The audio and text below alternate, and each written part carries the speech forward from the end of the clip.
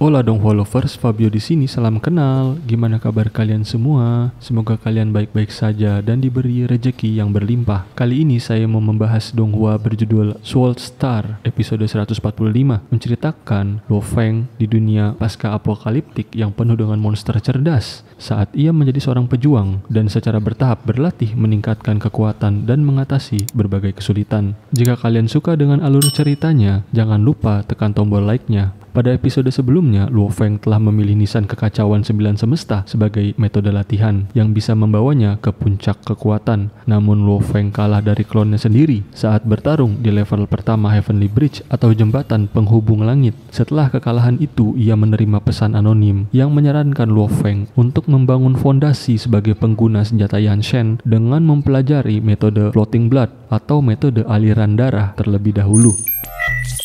Cerita dimulai ketika Luo Feng dan Babata mengunjungi ruangan latihan literatur untuk mencari catatan peninggalan metode Floating Blood. Karena poin mereka tidak cukup untuk membeli manuskrip lengkap, Babata hanya menemukan 72% catatan yang mirip dengan tulisan tangan Lian Luo. Catatan tersebut kemudian diperlihatkan kepada Luo Feng dan ia menyortir catatan yang berkaitan dengan nisan pertama, yaitu raindrops atau tetesan hujan. Saat mencoba memahami catatan tersebut, Luo Feng menyadari perubahan kecil pada tulisan Lian Luo. Perubahan ini ternyata merupakan tanda bahwa Lian Luo telah mulai memahami nisan itu secara mendalam. Ketika gambar nisan menggambarkan hukum asal-usul, maka catatan Lian Luo menjelaskan bagaimana menggunakan hukum asal-usul tersebut. Luo Feng menyimpulkan bahwa Lian Luo bukanlah seorang yang suka pamer, melainkan seorang jenius yang ingin membimbing para praktisi nisan kekacauan 9 semesta dengan metodenya sendiri. Di sini Luo Feng berusaha lebih keras untuk memahami metode tersebut. Sementara itu Boln yang sudah melewati level kedua jembatan penghubung langit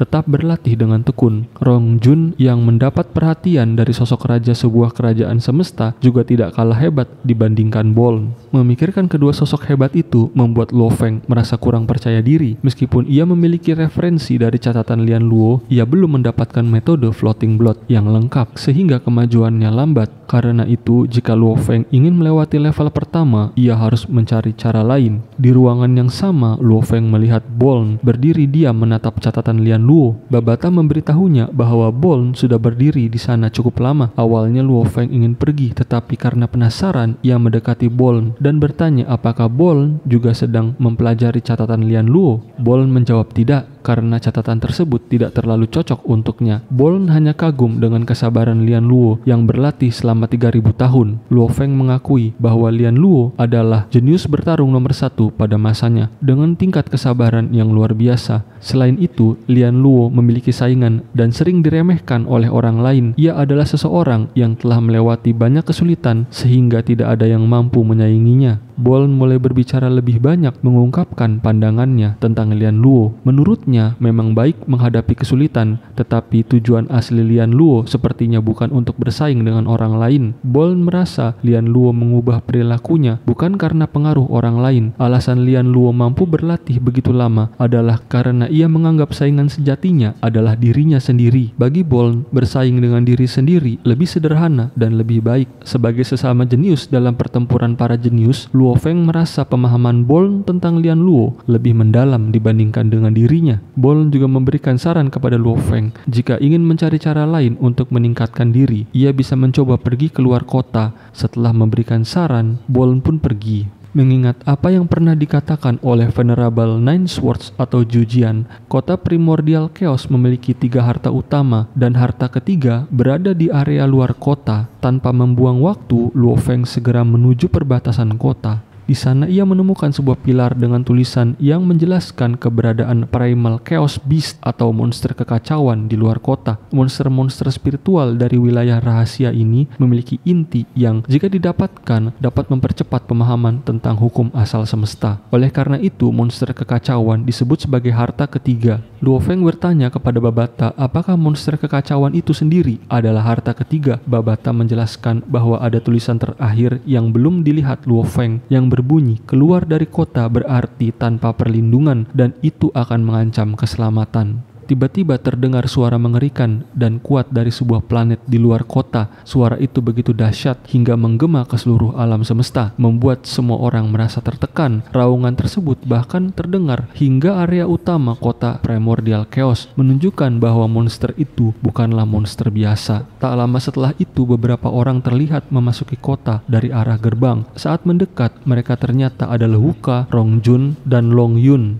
Hanya Long Yun yang terlihat dalam kondisi buruk. Rongjun menjelaskan bahwa sebagian besar jenius pertempuran dari angkatan mereka tewas di tangan monster kekacauan di luar kota. Sebelumnya, Wukka dan Rongjun harus bertarung untuk menyelamatkan Long Yun yang dikepung oleh kelompok Primal Chaos Beast atau monster kekacauan. Luo Feng bertanya-tanya mengapa ada makhluk seberbahaya itu, mengingat kota ini dikenal sebagai tempat latihan yang aman. Babata menjelaskan bahwa inilah alasan mengapa Virtual Universe Company selalu menegaskan agar prajurit yang belum cukup kuat tidak meninggalkan kota demi mencari harta ketiga. Jika keluar, mereka tidak akan dilindungi. Bahkan Long Yun yang kuat pun harus terluka parah. Meskipun Wukka menyarankan Luo Feng untuk tidak pergi, Luo Feng tetap memutuskan untuk keluar. Ia teringat kata-kata Boln bahwa lebih baik bersaing dengan diri sendiri daripada dengan orang lain. Kepercayaan diri Luo Feng tumbuh dan ia pun terbang menuju gerbang kota untuk mencari harta ketiga. Di perjalanan, Luo Feng menyadari bahwa selama ini ia tidak pernah takut pada ancaman sebesar apapun karena ia tidak ingin kalah dari dirinya sendiri. Saat berada di luar kota, ia bergerak menuju lokasi sumber suara mengerikan tersebut yang membawanya ke sebuah planet kecil berwarna jingga. Awalnya planet itu tampak kosong, namun tak lama kemudian planet tersebut hancur dari dalam, memperlihatkan seekor monster raksasa bertanduk tajam. Jelas salah satu monster kekacauan. Melihat monster itu, Luo Feng segera bersiap. Monster tersebut menyerangnya dengan tentakel tajam dari punggungnya. Luo Feng menggunakan domain untuk bertahan, tetapi serangan itu menariknya lebih dekat. Monster tersebut kemudian melancarkan serangan laser dari mulutnya yang bahkan berhasil menembus pertahanan domain Luo Feng dan mendorong tubuhnya ke belakang. Luo Feng mencoba berbagai serangan termasuk teknik piercing sky dari senjata Yanshen, tetapi serangan itu sama sekali tidak mempan terhadap tubuh monster kekacauan yang sangat kokoh. Makhluk itu benar-benar menjadi ancaman bagi Luo Feng. Ia terpukul mundur ketika monster tersebut melemparkan sebuah planet jingga ke arahnya. Ketika tubuh Luo Feng masih terhempas oleh tekanan dari kekuatan planet itu, monster tersebut kembali muncul dan menyerangnya dengan tanduk, menghancurkan planet tersebut. Tidak hanya satu, beberapa planet di sekitar area itu juga digunakan untuk meningkatkan serangan terhadap Luo Feng. Beruntung Luo Feng berhasil melepaskan diri saat melakukan serangan balasan. Kali ini ia membentuk beberapa pedang dalam mode ketiga senjata Yanshen, Heavenly Sword, untuk membatasi gerakan sendi-sendi monster ke permukaan planet. Di saat itu, Luo Feng memikirkan trik yang sebelumnya terpikirkan ketika melihat nisan kekacauan, trik yang juga digunakan oleh klonnya di Heavenly Bridge. Luo Feng menggabungkan beberapa pedang terbang Heavenly Sword menjadi satu pedang terbang raksasa. Pedang itu diarahkan langsung ke arah monster tersebut, menghabisinya seketika.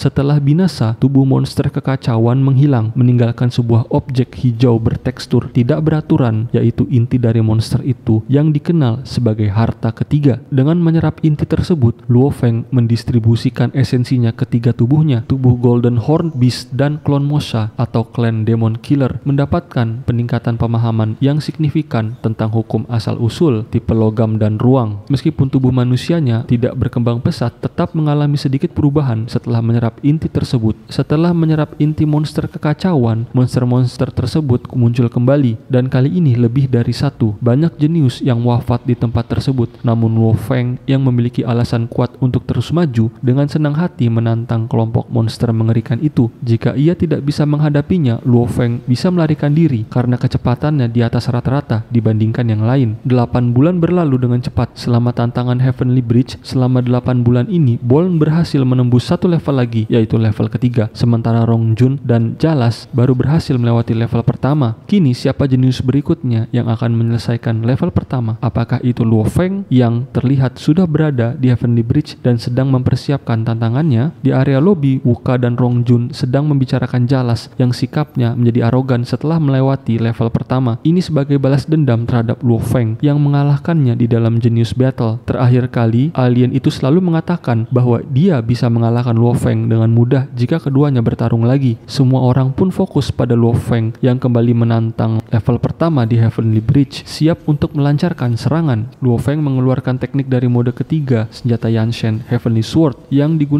juga digunakan oleh klonnya. Keduanya kemudian langsung bertarung, mempertaruhkan kekuatan pedang besar dan panjang mereka. Faktanya serangan musuh lebih unggul karena klon Luo Feng memiliki pemahaman yang lebih dalam tentang Chaos Monument dibandingkan Luo Feng. Sayangnya klon tersebut tidak memiliki apa yang dimiliki oleh Luo Feng, yaitu penggunaan domain. Luo Feng menggunakan domainnya untuk memperkuat senjata Yanshen, menghancurkan senjata lawan dan menembus tubuhnya. Dengan demikian Luo Feng berhasil melewati level pertama tantangan Heavenly Bridge. Melihat hal ini, Jalas langsung menggeram kesal. Rong Jun juga memprovokasi kemarahannya dengan bertanya apakah alien itu masih yakin bisa mengalahkan Luo Feng dengan mudah. Dengan kesal, Jalas mengatakan bahwa karena dia telah melewati level pertama sebelum Luo Feng, dua level berikutnya akan sama saja. Ketika beralih ke Luo Feng yang sedang berlatih di dunia dalam Golden Horn, saat itu Babata membaca pesan dari Jalas kepada Luo Feng yang mengundangnya untuk bertanding siapa yang bisa melewati level kedua terlebih dahulu. Luo Feng sebenarnya berniat untuk menolak undangan tersebut karena hal seperti ini bisa mengganggu rencana yang sudah dipersiapkan. Setelah melewati level pertama, Luo Feng diberikan poin tambahan oleh Virtual Universe Company. Meskipun jumlahnya tidak banyak, itu cukup untuk membeli metode Floating Blood atau metode aliran darah di auction house. Setelah mendapatkan salinan lengkap metode Floating Blood, sebuah komentar anonim ditambahkan yang mengatakan bahwa Lian Luo adalah murid terbaiknya. Karena Lian Luo jatuh dalam pertempuran, sang anonim telah merapikan 110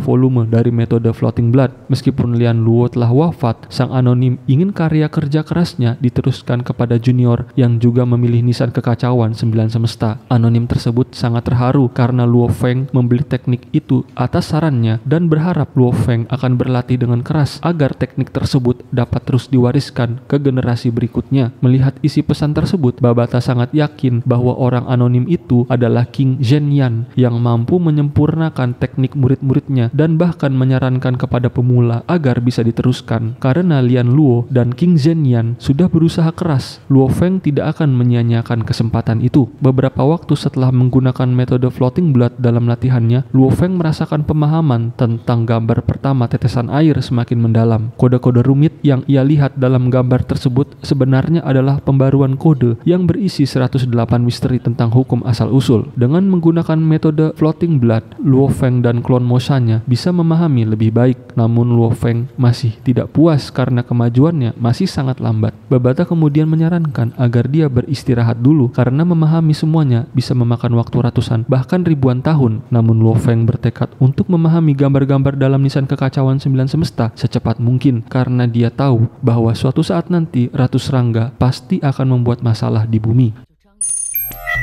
Begitulah alur cerita Sword Star episode ke-145. Terima kasih bagi kalian yang telah menonton hingga akhir. Jangan lupa untuk mendukung dengan subscribe, like, dan komentar. Sampai jumpa. Akhir kata, ketekunan adalah bahan rahasia keberhasilan. Teruslah berjuang dan percayalah pada kekuatanmu. Saya Fabio, sampai jumpa di video selanjutnya. Ciao.